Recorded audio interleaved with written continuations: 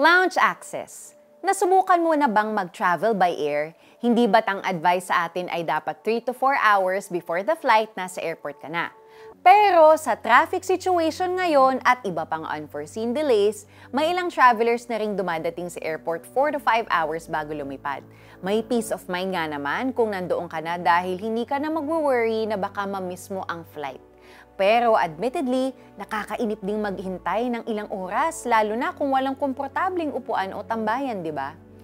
Isa sa perks ng mga sikat na credit cards ang pagbibigay ng lounge access sa kanilang members. Sa lounge, magaganda ang mga upuan, may complimentary food and beverages, may free wifi, may socket para sa chargers, may magandang restroom. Ang iba nga, meron pang shower room at mga sofa na comfy para makapag-nap ka. You can't help but feel privileged if you are a cardholder. However, not everyone is a cardholder and not everyone is a member. Good thing, hindi na natin kailangang mag-present ng membership card para makapasok sa throne room of God. Hindi natin kailangan ng credit card para makalapit sa kanyang presensya.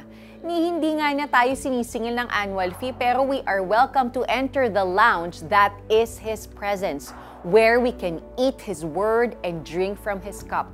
Complimentary na nga ang lahat, unli pa. Unli guidance, unli protection, unli provision, and unlimited love. Ang access na ito sa presence ni God is the best lounge kung saan makakakuha tayo ng ating pahingang hinihingi sa mga pagod nating katawan, puso at utak. Dito, welcome ang lahat. Mayaman, mahirap, matanda, bata, lalaki at babae. Manalangin tayo. Dear God, salamat sa inyong kamay na laging handang hawakan, kunin at paupuin ako sa inyong kanlungan.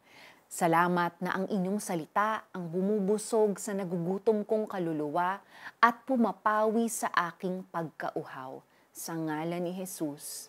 Amen. Pagod ka na ba sa kakahintay sa eroplanong magdadala sa iyo sa iyong mga pangarap? Find solace and comfort by being aware of God's presence. Be assured that there is no place better than in His loving arms. Dahil sa ating pakikipag-isa at pananalig sa Kanya, makakalapit tayo sa Diyos ng may pagtitiwala at panatag ang loob. Ephesians chapter 3, verse 12. Ako po si Sonja Calit. God bless you and have a great day.